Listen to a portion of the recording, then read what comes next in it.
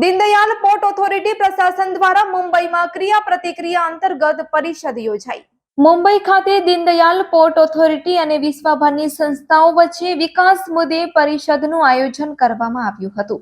મુંબઈ ખાતે Deendayal port authority દ્વારા ક્રિયા પ્રતિક્રિયા અંગે પરિષદનું આયોજન કરવામાં આવ્યું હતું, જેમાં દીનદયાલ પોર્ટ ઓથોરિટીના ચેરમેન એસ.કે. મહેતા, ઉપાધ્યક્ષ નંદિશ શુક્લા, ચીફ ઇજનેર V. Ravindra Reddy, F and CAO B Bhagyanath, senior deputy traffic manager Sudipta Banerjee તથા અન્ય અધિકારીઓ ઉપસ્થિત રહ્યા હતા।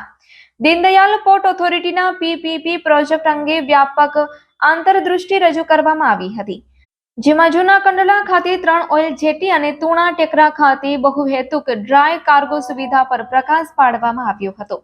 આર્થિક વૃદ્ધિ અને માળખાકીય વિકાસને પ્રોત્સાહન આપવા માટે ઓથોરિટીના સમર્પણ પર ભાર મૂકવામાં આવ્યો હતો। આ પરિષદમાં આંતરરાષ્ટ્રીય સંસ્થાઓના પ્રતિનિધિઓ સહિત વિવિધ હિતધારકોના જૂથની સક્રિય ભાગીદારી જોવા મળી હતી।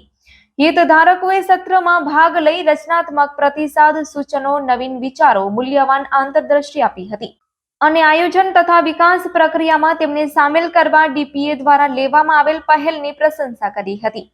તેમના દ્વારા આપવામાં આવેલા સૂચનો કાળજીપૂર્વક ધ્યાનમાં લેવામાં આવશે તેવું દીનદયાલ પોર્ટ ઓથોરિટી પ્રશાસને જણાવ્યું હતું। દીનદયાલ પોર્ટ ઓથોરિટીના ચેરમેન એસ.કે. મહેતાએ જણાવ્યું કે પીપીપી પ્રોજેક્ટનું પુનર્ગઠન લાંબા ગાળાની સફળતાની ખાતરી કરવા તથા પોર્ટના વિકાસમાં યોગદાન આપવા માટે વ્યૂહાત્મક પગલું છે, જેમાં હિતધારકોની સંલગ્નતા નિર્ણાયક છે। સૂચનોએ ધ્યાને લઈ હિતધારકોને લાભ થાય તે રીતે પ્રોજેક્ટને અમલમાં મૂકવામાં કામ કરશે। Report by Bharti Makhijani, Gandhidham.